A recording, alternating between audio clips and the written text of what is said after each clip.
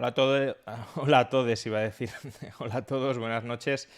Y nada, bienvenidos a este nuevo directo temático, donde, bueno, analizaremos algo parecido a lo que analizamos en el último directo, que es el debate que mantuve ayer con Gonzalo Bernardos en La Sexta Noche.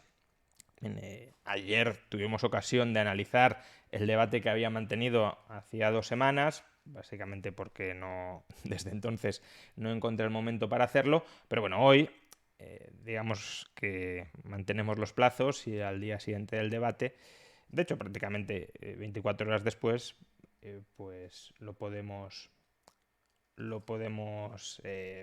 comentar. Bueno, pues sin más dilaciones, empecemos con el vídeo. No hay plan fiscal. Ustedes estarán en este momento pensando, hombre, hay una comisión de expertos que está estudiando qué impuestos subir. Hemos escuchado a la ministra de Hacienda hablar de que pueden subir no pocos impuestos, sino más bien todos estos que van a ver en pantalla, desde IRPF hasta esa tasa por circular, son impuestos que se está estudiando cómo subir. Fijaos en todos los impuestos que hay ahí, que como veis, muchos de ellos afectan solo a los más ricos. Nos dijeron que no se subirían los impuestos a las clases medias y clases trabajadoras y parece que lo han cumplido, ¿no? Ni en el plan que se ha enviado a Europa, ni en ningún sitio sabemos exactamente cuál es la concreción. No hay nada claro tampoco si escuchamos a la ministra. El IRPF es un impuesto que el comité de expertos va a estudiar, que nosotros siempre como gobierno somos más partidarios de los impuestos directos que de los impuestos indirectos. Eso no significa que no haya margen en los impuestos indirectos. Margen hay, todo lo que se quiera y más, ¿no? Hasta llevar el IVA al 100%, pues margen hay. Habla, como han escuchado, de la posibilidad de subir IRPF, también la posibilidad de acabar con parte de ese IVA súper reducido, porque según dice Montero nos lo piden desde Europa, y toda esa batería de impuestos que podrían estar a la vuelta de la esquina una subida. ¿Qué pasa con la tasa por circular? Que como apuntabas hace un momento, Iñaki, de la sorpresa que produjo conocer que estaba integrada en la propuesta que le enviamos a Europa, a no escuchar mucho sobre ella, parece ser que se está repensando esa cuestión. Vean. Cuando haya una propuesta del Gobierno real, pues vendremos lógicamente a las Cortes y a los grupos parlamentarios en principio para ver qué podemos hacer entre todos. Y si no es así, pues evidentemente no habrá propuesta que salga para adelante. Bueno, pues ya lo han escuchado. Por un lado... Esto, por cierto, conviene aclararlo porque es la trampa que está utilizando ahora el Gobierno para decir no, si yo no me he comprometido a nada, si yo... esto está todavía abierto a debate. Vamos a ver, en el documento que hemos remitido a Bruselas sí asumimos el compromiso de establecer peajes en las carreteras. Y ese documento es un contrato que hemos suscrito con Europa a cambio de los fondos. Si no cumplimos con ese contrato, Europa nos puede congelar la recepción de los fondos. Por tanto, claro, en cierto modo lo que Ábalos está diciendo es, en un momento futuro, cuando Europa nos diga ¿ya habéis aplicado esto? O si no lo habéis aplicado, no os doy más dinero. Llevaremos esa propuesta a las Cortes y a ver quién es el político valiente que dice no aplicamos esto y a cambio que Europa no nos dé dinero. Ese es el ejemplo de diálogo que Ábalos está pensando, tiene en la cabeza con las distintas fuerzas políticas. Podría ser que subieran o todos o muchos de estos impuestos que les exponemos, pero también esta semana la ministra lo que ha dicho es que hasta que no haya recuperación económica no se van a poner en marcha medidas fiscales. La AIREF, por otro lado, pide medidas fiscales para alcanzar esa recuperación económica. Hay que preguntarse si también estamos viendo recular al Gobierno en esa intención explícita de subir impuestos tras los resultados del 4M. Vamos a dar las buenas noches a nuestros expertos. Bernardo Rayos, buenas noches. Buenas noches. Vamos a escuchar también a nuestros economistas. Bueno, ya dice el gobernador del Banco de España que nos va a costar mucho salir de esta crisis y de momento el gobierno de coalición asegura que aunque tiene que tomar medidas, de momento no lo va a hacer, va a esperar. ¿Cómo creéis que va a ser nuestra salida de todo este problema, Bernardos? Pues como un avión que despega en vertical, porque vamos a hacer una semblanza con lo que ha sucedido anteriormente. El PIB de 2007 se recuperó en 2016. La Comisión Europea dice que el PIB de 2019 se recuperará en el cuarto trimestre del 2022. Y la Comisión Europea no es precisamente la alegría de la huerta, sino todo lo contrario. Y aquí el Banco de España reconoce en su escrito que se espera un gran crecimiento para 2021, 2022 y 2023. Y sobre todo, también reconoce la Autoridad Independiente de Responsabilidad Fiscal que la tasa de paro en 2023 va a ser inferior a la que teníamos en 2019. Las cosas han cambiado y significa que Europa, en lugar de restar, suma. Y el maná que nos llega de Europa y que nunca más que ahora es el sentido de la Unión Europea para España, puede provocar no solo un gran crecimiento en los próximos años, sino que puede generar que España recupere el tren del progreso, aquel que perdió en 2008 cuando se destinó principalmente desde 2008 a 2020 a reducir endeudamiento de empresas y reducir endeudamiento público. Fijaos, aquí Bernardos dice que vamos a recuperar el tren del progreso, que eso está por ver, claro, pero dice que lo vamos a recuperar y que lo perdimos en el año 2008, entre 2008 y 2020, porque durante esos 12-13 años las empresas españolas se estuvieron desapalancando, estuvieron amortizando su deuda. Parece que el progreso deba ir necesariamente de la mano de un endeudamiento continuado e insostenible, porque en 2008 los niveles de endeudamiento, sobre todo en relación con el tipo de inversiones que había hecho la economía española, ladrillo a mansalva, ladrillo burbujístico, pues ese endeudamiento no era sostenible y precisamente por eso las empresas se han tenido que sanear. Y ese saneamiento empresarial es lo que permitió que a partir de 2014, de 2015, la economía española volviera a crecer sobre un terreno muchísimo más firme que el que tenía en 2007-2008. Tampoco firme era aquel terreno que se desmoronó solito. Por tanto, no sé, Bernardos parece que le molesta que hayamos reducido el endeudamiento privado, cuando esa ha sido una de las grandes virtudes de la economía española. Luego también dice que desde 2008 nos preocupamos por reducir el endeudamiento público. Quiero que volváis a escuchar esta parte porque es verdaderamente llamativa y asombrosa. Recupere el tren del progreso, aquel que perdió en 2008 cuando se destinó principalmente desde 2008 a 2020 a reducir endeudamiento de empresas y reducir endeudamiento público. O sea, reducir endeudamiento público cuando en 2007 teníamos un endeudamiento público del 36% del PIB y hoy lo tenemos del 120% del PIB. Pues vaya esfuerzo por reducir el endeudamiento público hemos hecho. Dice Bernardos que hemos estado 12 años intentando reducir el endeudamiento público y se ha multiplicado prácticamente por 4. Pues no sé, a lo mejor es que no nos hemos esforzado lo suficiente y a Bernardos le parece que nos hemos esforzado demasiado. Adelante, Rayo. Bueno, vamos a ver, la naturaleza de la crisis que hemos experimentado hasta el momento es muy distinta de la naturaleza de la crisis del año 2007-2008. En aquel momento teníamos una crisis financiera que había alimentado una enorme burbuja inmobiliaria que teníamos que reparar, que teníamos que reestructurar para tener una economía competitiva. En este caso no hemos tenido una crisis financiera.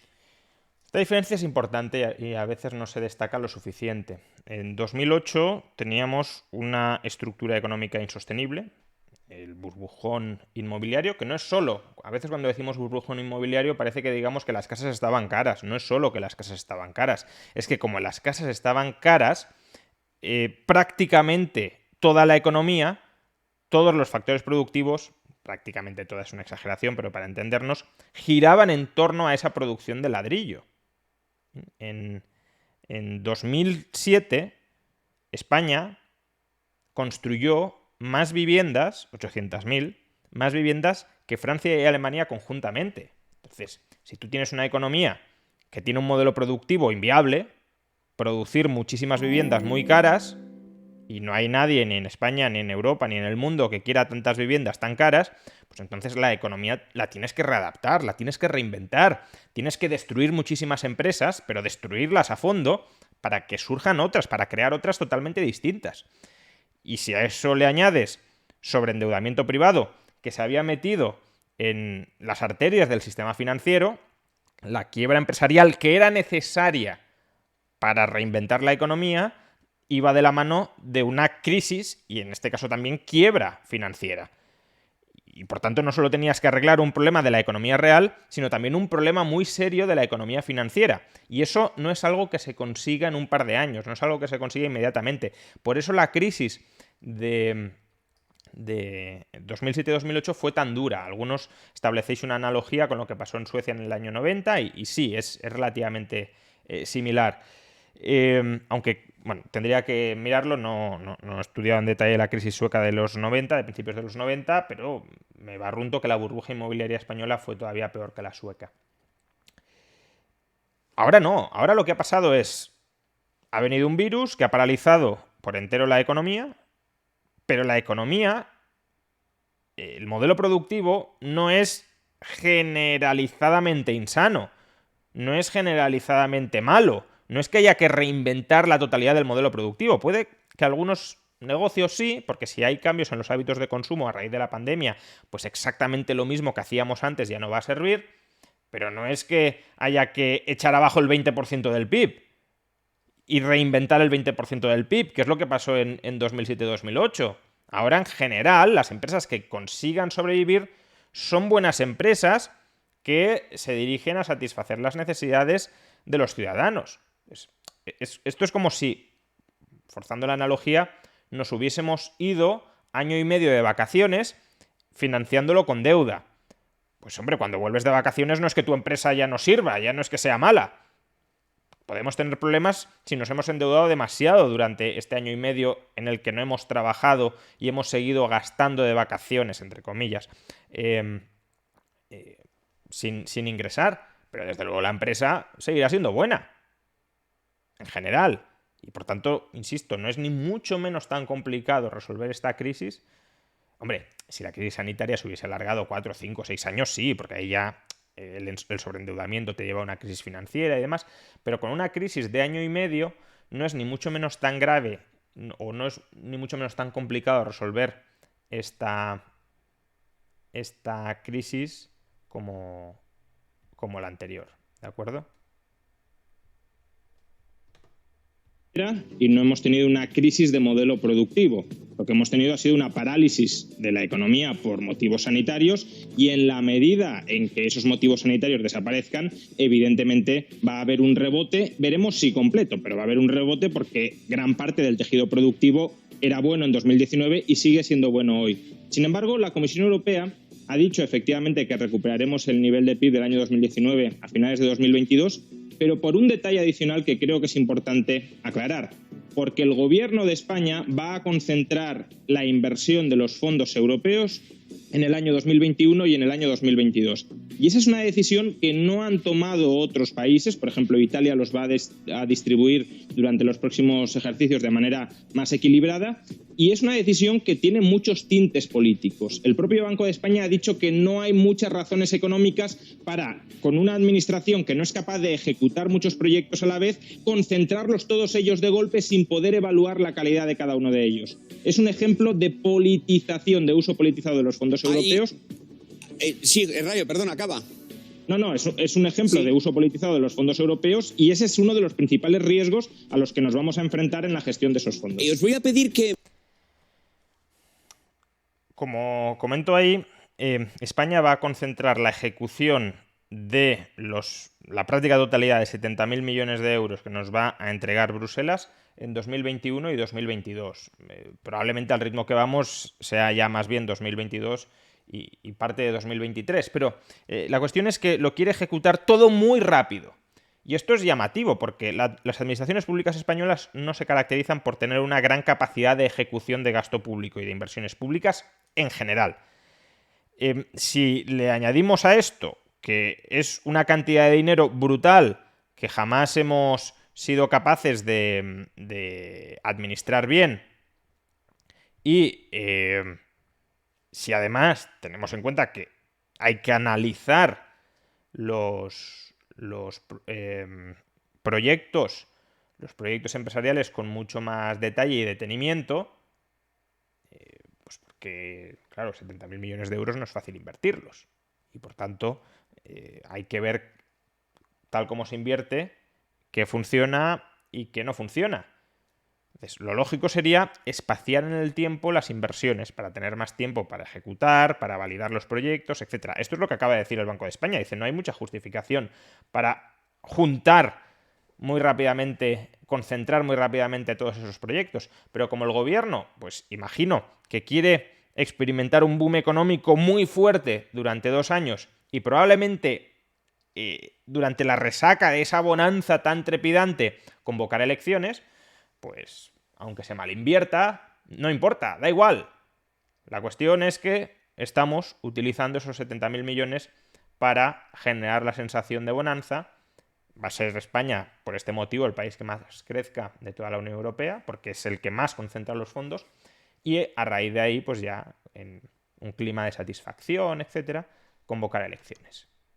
Me hagáis un titular con respecto a la cuestión de los impuestos, para lo cual nos vamos a ir hasta redacción con Antonio Pérez Lobato, porque no sabemos hasta qué punto se van a acabar tocando los impuestos, aunque de momento el gobierno ya ha dicho que pretende retrasar esta medida. Adelante, Antonio, buenas noches. Sí, además la noticia es de esta semana. Es una información de la OCDE porque dice que para combatir la desigualdad y elevar los ingresos, bueno, pues este organismo apuesta por subir, por ejemplo, el impuesto de sucesiones. Así lo explicaba la entidad en un informe en el que además califica a la Comunidad de Madrid de paraíso fiscal interno. A ver, sobre este asunto voy a dedicar la semana que viene un vídeo porque es interesante analizar el informe. Pero varias cuestiones. El informe de la OCDE es un informe que técnicamente está muy bien, porque hace un resumen muy amplio de toda la evidencia empírica que tenemos sobre los efectos económicos del impuesto de sucesiones y donaciones. Y por tanto, es un repaso muy útil, es una revisión de la literatura que está muy bien. Ahora, los efectos que esa revisión de la literatura extrae no son necesariamente malos para quienes defendemos la eliminación del impuesto sobre sucesiones. Es decir, la propia OCDE dice que el impuesto sobre sucesiones y donaciones tiene pros y tiene contras. Y por tanto, que luego en la parte final termine recomendando subir el impuesto sobre sucesiones ya es más un juicio valorativo no muy bien fundamentado de la OCDE que algo que se desprenda necesariamente del análisis técnico y riguroso que hace en la primera parte del informe. Ya os lo comentaré con más detalle cuando lo analice en un vídeo de YouTube. Bueno, mañana también publico sobre este tema si os interesa en el Confidencial. Pero bueno, para que os hagáis una idea, según la OCDE, las herencias tienden a reducir la desigualdad de la riqueza, de manera que el impuesto sobre sucesiones y donaciones podría incrementar la desigualdad, salvo que la recaudación se invierta muy bien en ayudar a los más desfavorecidos, cosa que no tiende a suceder. Por tanto, los resúmenes que hace la prensa de esta cuestión son resúmenes que probablemente deriven de no haberse leído con mucho detenimiento el informe. No porque no recomiende subir el impuesto, que sí lo hace, pero esa recomendación es lo de menos. Lo que cuenta es la parte técnica, la parte de la evidencia empírica. Y ahí ni mucho menos es tan claro que los beneficios de subir el impuesto. Y por otro lado, la OCDE no califica a Madrid ni de oasis ni de paraíso fiscal. No lo hace. Y mucho menos lo hace en relación al impuesto sobre sucesiones y donaciones. Lo que dice la OCDE es que algunos economistas en España, un paper que ya tuve ocasión de comentar aquí, de Clara Martínez Toledano y otros, se plantean si Madrid podría ser un paraíso fiscal en el IRPF y en el impuesto de patrimonio. Pero la OCDE no dice que lo sea, dice que unos economistas españoles se plantean si lo es, que es algo muy distinto. por tener bonificado al 100% este tributo, pero a Madrid también ha optado por incluso ampliarlo a hermanos, a sobrinos, a tíos, y eso a pesar de que calculan que solamente beneficiaría a un entorno de unas 10.000 personas, unas 11.000 personas exactamente, pero esto sustrae 30 millones al fisco. Y no pasaría nada si no fuera porque al Partido Popular de Madrid un día anuncia bajada de impuestos de 450 millones y al día siguiente reconoce que no llega. Las primeras medidas que para mí van a ir enfocadas a la economía. Voy a poder llevar una rebaja histórica del IRPF sin que me lo tumben y donde tenemos que decidir ahora los presupuestos cuando los sacamos. A partir de septiembre habrá más alumnos por clase. Eso. Y entonces lo que hemos hecho ahora es hacer una reducción de las ratios histórica, que es costosísimo. Esos son más de 700 millones de euros hemos calculado. Es decir, Ayuso que... No sé muy bien dónde está aquí la contradicción. Lo que está diciendo es, actualmente por la pandemia hemos tenido que reducir mucho las ratios de alumno por profesor. Esas ratios tan reducidas no son normales, no son las propias de una época normal. Si la situación sanitaria se va normalizando, lo lógico es que regresemos a las antiguas ratios. Ratios que siguen siendo relativamente bajas en el conjunto de Europa. Pero claro, mantener las ratios propias de una pandemia no tiene mucho sentido y es muy caro. Tan caro como que prácticamente podría absorber todos los fondos que se van a destinar a la rebaja fiscal. Pues hombre, más vale que el dinero esté en el bolsillo de los contribuyentes que no mantener ratios artificialmente rebajadas e innecesariamente rebajadas. Se comprometió a que iba a mantener las ratios de los colegios reducidas. Bueno, pues ha descubierto que cuesta dinero, que cuesta 700. Yo no sé si se comprometió, a lo mejor se comprometió en caso de que la pandemia se mantuviera, pero desde luego si la pandemia está remitiendo no tiene ningún sentido mantener ratios propias de la pandemia. Millones, pero a la vez, en la misma semana es capaz de comprometerse a rebajar 450 millones la recaudación de Madrid. En cualquier caso, no es la primera vez que hemos visto esto, es decir, decir que no llegas y además rebajar los impuestos o intentarlo. Madrid sabe lo que tiene que hacer, pero le faltan recursos. Mantenemos intacto nuestro compromiso de seguir bajando los impuestos en la Comunidad de Madrid, tal y como hemos hecho en los últimos 16 años. Cuando aquí Ayuso dice que le faltan recursos a Madrid, se refiere a que Madrid está muy maltratada dentro del sistema de financiación autonómico. Está haciendo una reclamación, que a mi juicio es del todo legítima, de que hay que mejorar para Madrid el sistema de financiación autonómico, porque Madrid está entregando al resto de España 20.000 millones de euros que se recaudan y se generan y serían imputables con un sistema fiscal mucho más descentralizado a Madrid. Y por tanto, dice que le faltan recursos como forma de negociación frente al gobierno central para deme más dinero, no más dinero de los demás, sino de mis contribuyentes. Ese dinero de los contribuyentes que se queda aquí, a lo mejor para podérselo devolver a esos contribuyentes, porque ni ahora mismo no se puede ni siquiera hacer eso. Deje de enviarlo al resto de burocracias autonómicas y que se quede en Madrid, que es donde se genera ese dinero y ese valor. La principal reducción de impuestos, la bajada de medio punto en todos los tramos del IRPF, se hará esta legislatura. Porque Ayuso ya prometió lo mismo precisamente cuando entró por primera vez en la Puerta del Sol. Un dato, Madrid tiene el IRPF, uno de los IRPFs más bajos de España, ha subido la deuda un 200% en 10 años. Ha pasado de 12.000 millones a 32.000 y eso sin contar la parte que pueda introducirse, Iñaki, por culpa de la pandemia. Muchas gracias, Antonio. Sobre esto, varias cosas. Es verdad que Ayuso prometió la rebaja del IRPF en 2019 cuando ganó las elecciones y bueno, se le puede criticar que no la haya aprobado ya, pero también es cierto que para aprobarla dependía de unos socios parlamentarios que, por ejemplo, Ciudadanos no estaba muy por la labor de aprobarla de manera inmediata, por tanto tampoco tenía mucho margen político, quizá parlamentario, para sacarlo adelante. Y luego es verdad que Madrid ha aumentado la deuda de manera muy importante, aunque esto no es atribuible a Ayuso, o al menos la parte de la pandemia sí, pero eso pues ha sido inevitable. Es decir, ha aumentado durante la época de Cifuentes, durante la época de Ignacio González, también en parte durante la época de Aguirre, pero lo cierto es que Madrid sigue siendo una de las autonomías de España con menos deuda.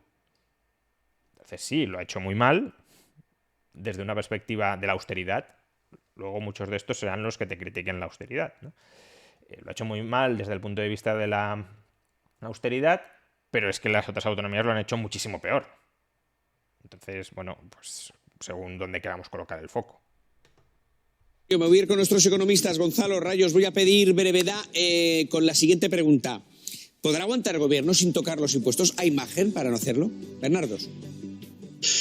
Mira, lo primero que hay que hacer es ver qué planteamiento tiene el gobierno. Y no se puede decir si subir o bajar los impuestos. Vamos a mirar las prestaciones. Porque, Iñaki, yo estoy bastante harto de las personas que dicen en España que pagan muchos impuestos y lo que sucede es que reciben muchas más prestaciones que pagan impuestos. Y, por tanto, el saldo para muchos es positivo. Y el gobierno, en este caso, la ministra...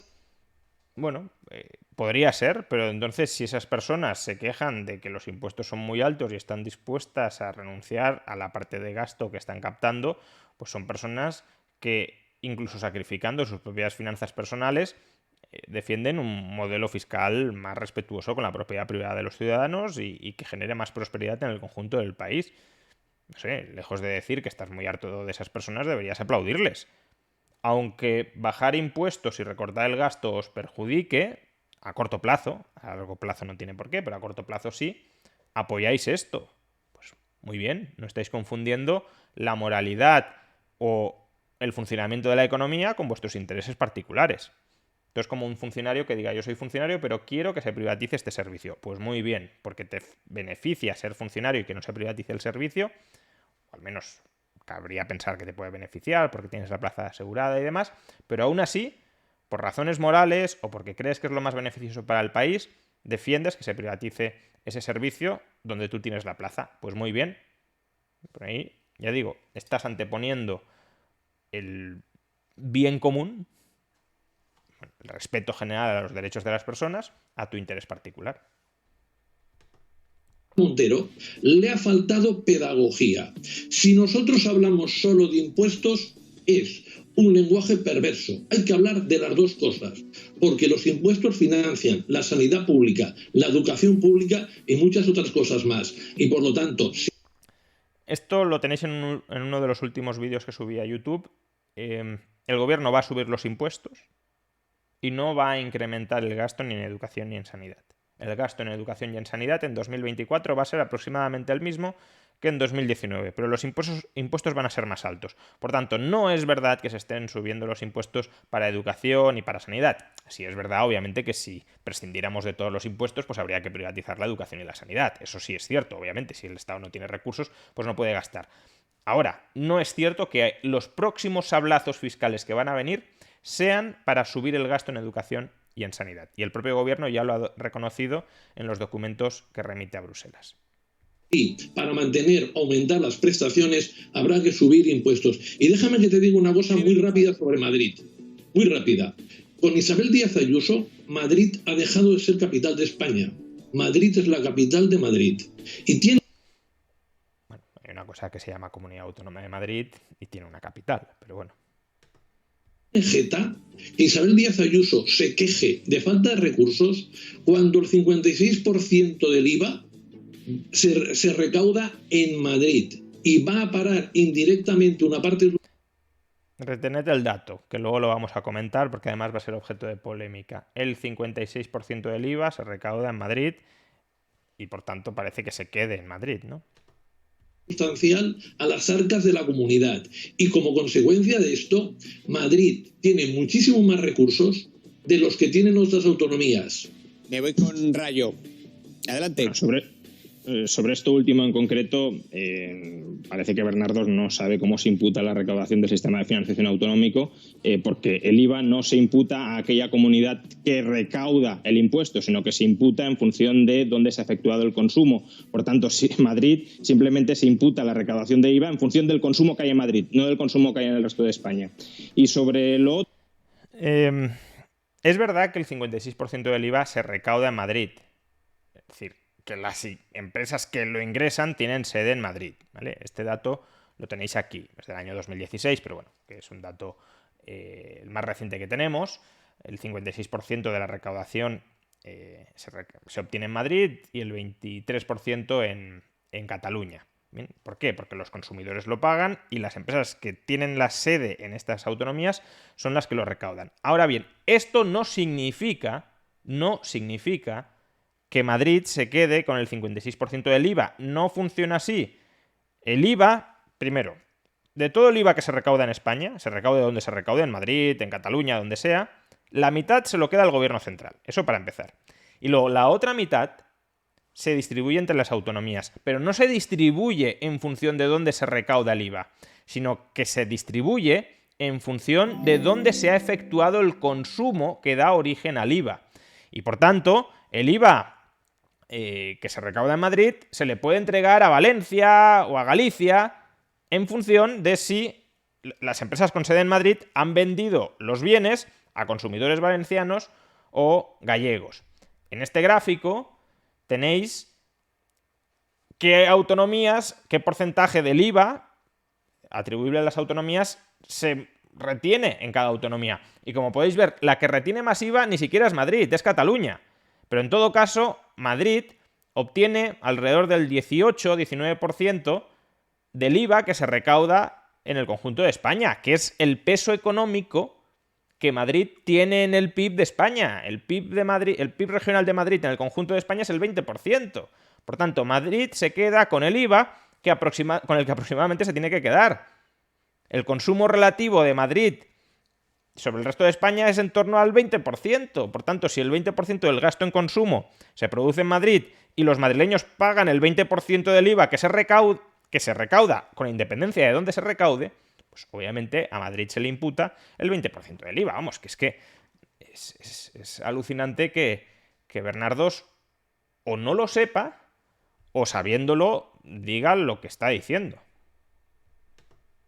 Recordemos que este gobierno, y muchos de los que lo apoyaban, llegó al poder diciendo que solo se subirían los impuestos a los más ricos. No se subirían impuestos ni a las clases medias ni a las clases trabajadoras. Que teníamos que reducir nuestro diferencial de recaudación con Europa y que eso se conseguía subiendo los impuestos a los que más tienen. Bueno, de toda la lista que habéis enseñado, casi todos son impuestos a las clases medias y a las clases trabajadoras. El rejonazo, los distintos rejonazos en el IRPF afectan básicamente a las clases medias y a las clases trabajadoras. La posible eliminación del IVA reducido y superreducido afecta a todo el mundo, pero también a las clases medias y trabajadoras. El peaje en carreteras afecta también, obviamente, a la clase media y a la clase trabajadora. Y podríamos continuar. ¿Por qué? Pues porque, como ya explicamos muchas veces en este programa, el dinero está en las clases medias y en las clases trabajadoras. Y si el gobierno quiere recaudar mucho más, a quien tendrá que terminar sableando mucho más es a esa clase media y a esa clase trabajadora. Muchas gracias a los dos. Me voy a ir con el resto de la mesa. Jesús. El hombre del 15. Pero aparte de que es verdad, como ha dicho creo que Rayo, que la crisis de 2008 no tenía las mismas características que la actual, y que es verdad que todos los pronósticos indican, de hecho ya lo vivimos después de la primera ola, que el rebote económico puede ser importante en cuanto a la vacunación esté muy avanzada y se pongan en marcha la aplicación, la gestión de esos fondos europeos, hay que decir que hay otra diferencia fundamental, que son los ejes de la conversación por parte de las instituciones internacionales, los grandes bancos centrales, el señor Biden, la OCDE, etcétera. En aquella crisis la obsesión, recordémoslo, era la que algunos mantienen hoy, que es, cuidado, la deuda, el déficit, etcétera. Y ahora los asuntos de conversación que se han puesto en marcha, veremos si se traducen con el tiempo en unas nuevas políticas que algunos califican de falacia, pero que se basa en la progresividad fiscal, la justicia fiscal, luchar contra la desigualdad. Yo he estado callado. Yo he estado callado, por favor. No hay manera. Tiene que acabar Jesús, María. No, tiene que acabar Jesús, solo Jesús. Jesús sabe lo que es única vamos a ver. progresividad. No me lo pongáis tan difícil, os lo ruego, Jesús. Hablar de progresividad con el IVA. Es que no puede ser calificar de falacia precisamente lo que ahora mismo es la sintonía de todos los grandes análisis que se están haciendo. No hay nada de progresivo. Tiene que acabar Jesús Maraña. Nada. Posible, nunca, María, progresivo cero. Se nos está haciendo muy duro, María, por favor. Sí. Bueno, esto ahora lo comentaremos porque he colocado este extracto. Algunos me decís que porque no coloco todo el programa, pues porque no nos vamos a tirar aquí 2 horas comentándolo. He hecho una selección de los extractos de nuestras intervenciones, de las intervenciones de Bernardos y mía, y luego esta de la mesa que quiero comentar porque hago referencia luego en mi intervención. Aquí hay dos argumentos. Uno lo vamos a comentar ahora en el debate que voy a tener con Gonzalo, que es que se ha abandonado la austeridad. Y el otro es el de la progresividad. Y evidentemente muchas de las subidas de impuestos que se están planteando no tienen absolutamente nada de progresivas. Pero bueno, el mantra es decir que este gobierno sube los impuestos, pero de manera progresiva, a los más ricos, pero no a las clases medias y a las clases trabajadoras. El IVA reducido y superreducido, bueno, aunque ahí sí que se podrían introducir elementos de progresividad, cuidado. Porque es verdad que la mayor parte de los beneficios fiscales van a pagar, bueno, no a las rentas muy altas ni mucho menos, pero sí al 40% de familias que tienen una mayor renta, 40%, aquí metemos a muchísima gente. Pero, por ejemplo, la supresión de la reducción por tributación conjunta no va a ser una medida progresiva, sino regresiva. Pero bueno, sigamos. No, pues ya está, es que no hable de progresividad. María, cállate, que hay el pensamiento único, por favor. Por favor, adelante, por favor. No, lo que ha sido aquí pensamiento único era la obsesión por la llamada austeridad. Pero cuando se sabe... De verdad, si es necesario que hinque la rodilla en el plató... Oye, pero también hazlo cuando ellos. Hazlo con ellos, ¿eh? Tengo que escuchar a Jesús Maraña, solo a Jesús Maraña, de verdad. Ya, pero a mí se me ha interrumpido toda la noche. Estamos todos muy cansados. Está diciendo una cosa que es una falacia. Yo ya, Iñaki, déjalo, que cedo mi turno, si creo que se me ha entendido. Es decir, por donde van los análisis y las políticas que se están poniendo en marcha, y veremos si se traducen en eso, creo que están precisamente a la contra de las doctrinas neoliberales que llevamos aguantando decenios. Eso es así. Me voy a ir con nuestros economistas, voy a pedirles también un titular a Bernardos y a Rayo. Voy a empezar en esta ocasión por Rayo, adelante.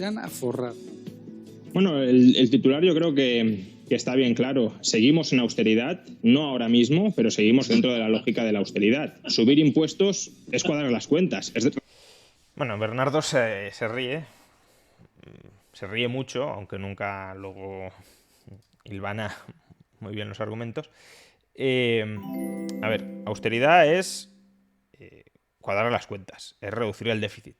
Y el déficit se puede reducir recortando el gasto o aumentando impuestos. Es verdad que mucha gente, como lo de subir impuestos sí les gusta y lo de bajar el gasto no, ha asociado la austeridad, que es algo que en el imaginario colectivo ha quedado como muy feo, pues lo ha asociado al recorte del gasto. Pero la austeridad también es subir impuestos. Y en la anterior crisis hubo austeridad porque se recortó el gasto y porque también se subieron los impuestos. No olvidemos que la mayor subida de impuestos en la historia de España la ha hecho el PP de Mariano Rajoy con Montoro a la cabeza. Ahora mismo, por tanto, seguimos, no en estos instantes, pero sí para el año que viene, para dentro de 2 años, de 3, ya desde hoy, seguimos dentro de la mentalidad de la austeridad. ¿Qué mentalidad es esa? Que no nos podemos despreocupar del endeudamiento público, que hay que reducir el déficit. Más rápidamente o más lentamente, pero hay que reducirlo. Y esa es una visión propia de que la deuda importa. Maraña decía que la deuda ha dejado de importar, nada de eso. Si la deuda hubiese dejado de importar, no subiríamos impuestos. Bueno, pues nos seguimos endeudando. ¿Y qué más da? Si subimos los impuestos es porque estamos diciendo, cuidado que nos estamos endeudando demasiado y hay que reducir el ritmo de nuevo endeudamiento. Reducir el déficit. Si este gobierno está preparando a día de hoy subidas de impuestos futuras, es porque quiere cuadrar el déficit por la vía de la austeridad. Ya lo explicamos en anteriores ocasiones. Austeridad no es solo recortar el gasto. Austeridad también es subir impuestos. Y en este caso no se plantean subidas de impuestos cosméticas o meramente dañinas para los más ricos. Se plantean subidas de impuestos con una base muy amplia. Es decir, se plantean subidas del IRPF y se están planteando subidas del IVA que afectan a todo el mundo. ¿Por qué? Pues porque estamos muy endeudados y hay que reducir la deuda. Y para reducir la deuda no se apuesta por mantener el déficit público sin ajustes desde el lado de los ingresos o desde el lado de los gastos. Se apuesta por subir los impuestos. Y eso está en el plan que hemos enviado a Bruselas. Muchas gracias. Me voy a ir con Gonzalo Bernardos. Sí, Iñaki, el Rayo, como siempre, confunde deseos con realidades. Biden se acaba de gastar el 9% del PIB en gasto público. El Reino Unido hace un plan de gasto público tremendo. Alemania, España, todos los países del mundo, y a esto le llama Rayo que seguimos en la austeridad. Todos los países aumentan la deuda, porque lo principal no es equilibrar el déficit, equilibrar el presupuesto público, sino que la gente viva mejor. A ver, si la deuda no es importante y lo principal es que la gente viva mejor, ¿por qué se suben los impuestos? Para que la gente viva mejor teniendo menos dinero en el bolsillo. ¿Se les colocan peajes para que la gente viva mejor? ¿Se les va a quitar el IVA reducido y súper reducido para que la gente viva mejor? Y si se suben los impuestos, no es para que la gente viva mejor. Si se suben los impuestos es porque al menos algo de preocupación con la deuda hay. Y eso de que la deuda ha pasado a un segundo plano y lo que nos importa es que la gente viva mejor, pues Biden está subiendo los impuestos también. Y de manera muy brutal. ¿Por qué los sube? Si la deuda da igual, pues nada, en lugar de un 10% de déficit sobre el PIB, 20, 30, 40, 50, ¿qué más da? No da igual. Puede que hayamos relajado el año anterior y el grado de preocupación que en tiempos normales tenemos por la deuda, porque los inversores también entienden que este endeudamiento es extraordinario, no es recurrente, pero justamente para que esa confianza que los inversores siguen teniendo se mantenga y no desaparezca, justamente por eso hay que empezar a mandar señales de que conforme la cosa se vaya normalizando, vamos a dejar de endeudarnos tanto. No es que la deuda haya dejado de importar. El año pasado y efectivamente hubo un endeudamiento extraordinario y ahí no importaba. Pero de cara al futuro se están mandando todas las señales y compromisos de que vamos a reducir la deuda. Por tanto, seguimos en la lógica de la austeridad. Entonces, ha cambiado la economía. El neoliberalismo prácticamente está en un gran declive. Vuelve una economía en la que lo principal... Habría que hacer aquí una apuesta. Con todos los que dicen que el neoliberalismo va a desaparecer, que está en declive, ¿qué nos apostamos a que dentro de 10 años le siguen echando la culpa de todos los males al neoliberalismo? Ese que está en declive y que ya ha desaparecido. Está tan en declive y va a desaparecer tanto que en 10 años van a seguir exactamente con la misma matraca que los 10 o 20 últimos años. Porque es que esto mismo ya pasó en el año 2007-2008. En el año 2007-2008, cuando el sistema financiero internacional quebró, todo el mundo diciendo que esto era el fin del capitalismo, del neoliberalismo. Bueno, pues 12 años después seguimos con el mismo discurso. Llevamos muchos años de neoliberalismo y los que llevaremos, porque esta gente utiliza neoliberal como un espantajo para todo lo que no le gusta. Y por tanto, como le van a seguir sin gustar las cosas, porque nunca vamos a llegar al modelo de Estado gigantesco que ellos quieren, y si llegamos va a ser un modelo de Estado disfuncional y van a tener que buscar una excusa de por qué no funciona, y la excusa seguirá siendo el neoliberalismo y la lógica neoliberal. No son el equilibrio de determinadas variables económicas, sino mejorar el bienestar de las personas, conseguir más empleo, y los tipos de interés solo subirán significativamente cuando el empleo se acerque al nivel de pleno empleo.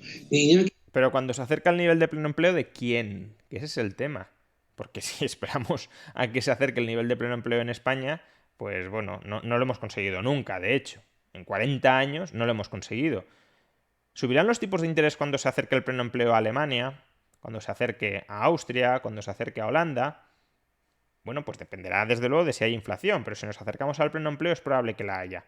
Y aunque no nos acerquemos, según cómo evolucionen el comportamiento del resto de variables en la economía global, también puede haber inflación. En Estados Unidos ya están en el 4,2% de inflación. Es verdad que es un dato todavía único, en el sentido de que no lleva mucho tiempo instalado y por tanto, pues bueno, en parte es un efecto base. El año pasado los precios estaban muy bajos, ahora están subiendo, por el petróleo, por ejemplo. Pero lo cierto es que todos los subgrupos dentro del IPC estadounidense suben y suben mucho más de lo que la mayoría de analistas esperaba. Si este dato se consolida, cuidado. Cuidado, porque si Estados Unidos empieza a subir tipos de interés, el euro se depreciará frente al dólar y eso significa importar inflación, aunque nosotros no hayamos aprobado grandes planes de estímulo internos. No digo que vaya a pasar, mi expectativa sí es que estemos 1 o 2 años de inflación más alta de lo normal, pero sin que eso lleve a un endurecimiento de la política monetaria. Ahora, no hay que descartar totalmente ese escenario y Bernardo parece que no lo quiere ni siquiera considerar. Y para acabar, en alusión a lo que me ha dicho antes Rayo. Mira, Rayo, como siempre, explicación de manual.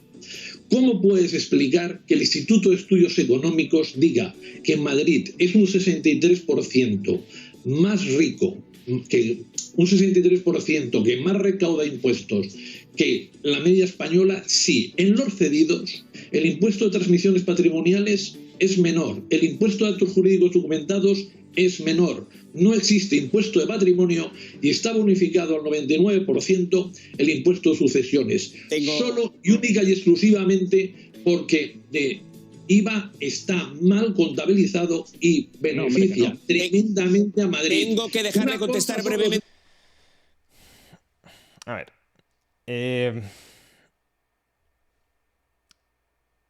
Ya hemos visto que el IVA que se recauda en Madrid es el 17-18% del IVA que se recauda en toda España. O sea que el IVA que se le imputa, a Madrid es el 17-18% del IVA que se recauda en toda España, que está ahí mal calculado. Si Madrid es el 20% del PIB, ¿qué quieres? ¿Que le den el 10, el 5, el 2, siendo el 20% del PIB y por tanto siendo aproximadamente el 20% del consumo?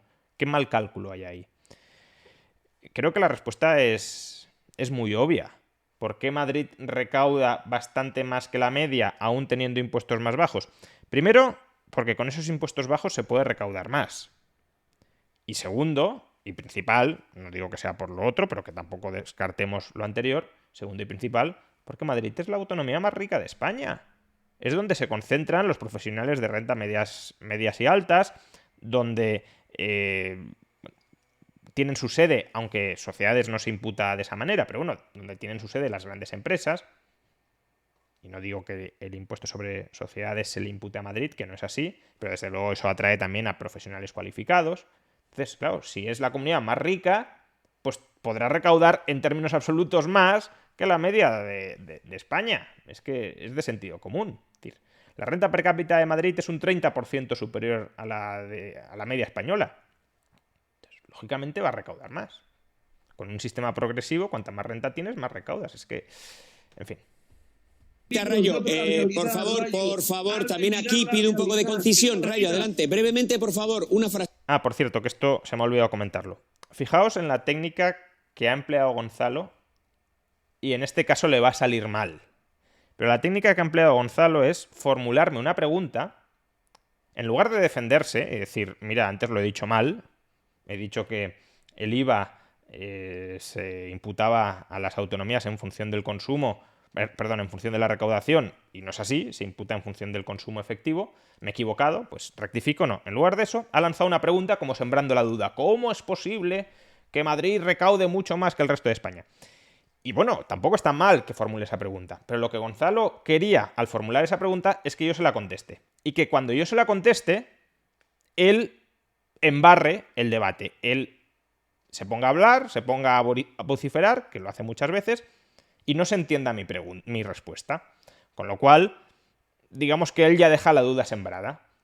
Él arma ruido, no se me escucha a mí y por tanto parece que a lo mejor él tenía razón. Pero como vais a ver, esta vez no le sale bien porque desde el equipo de sonido, cosa que les agradezco, silenciaron o bajaron el volumen del micro de Gonzalo para que pudiera yo hacer lo que Gonzalo me había pedido que hiciera, que es responderle a esa pregunta, pero él no quería que respondiera a esa pregunta. Sí. Pues básicamente porque en Madrid están las rentas medias y altas de España y por tanto es lógico que se recaude más en Madrid que en la media de España. Si es que es de sentido común, no hay ninguna mala contabilización, Bernardo. Lo tenemos que dejar aquí porque tenemos que hablar a continuación del 10º aniversario del 15. Me ha pasado ya una década. Bueno, pues básicamente esto fue el debate de ayer. Bueno, pues seguimos un poco sin demasiados argumentos por el otro lado, pero y además al final parece que Gonzalo no terminó muy contento. No terminó contento porque bueno, me hizo una pregunta y se la pude contestar sin que él me interrumpiera, lo cual es algo a lo que no debe de estar muy, muy acostumbrado. Pero bueno, esperemos que en algún debate futuro pues, los argumentos puedan fluir con más normalidad y con más robustez por su parte. Me preguntáis si alguna vez hablo en privado con Gonzalo. Bueno, ahora que no vamos a plató no. Cuando íbamos a plató, desde luego, sí que hablábamos cordialmente. Bueno, ya llevamos más de 50 minutos y son las 11:30 de la noche. Algunos me decís que se me ve cansado en el programa de La Sexta. Hombre, pues es la 1 de la madrugada y algunos últimamente nos despertamos bastante pronto y a esas horas ya hay algo de sueño, con lo cual también me decís que parpadeo mucho, como para no parpadear a esas horas. Pero bueno, justamente por todo esto, pues también podemos ir cerrando. Candiviar me pregunta, ¿viste el clip de un tío blanco hetero que comentaba que no se podía debatir contigo? Sí, me lo ha pasado Sergio esta tarde. Bueno, como quienes hayáis visto el clip, pues comprobaréis que son argumentos absolutamente incontestables, ¿no? Es decir, quedo desarmado frente a cualquier otro debate futuro porque, vamos, el peso y el nivel argumentativo de ese vídeo es definitivo, ¿no? para tumbar mis argumentaciones. Bueno, lo dicho,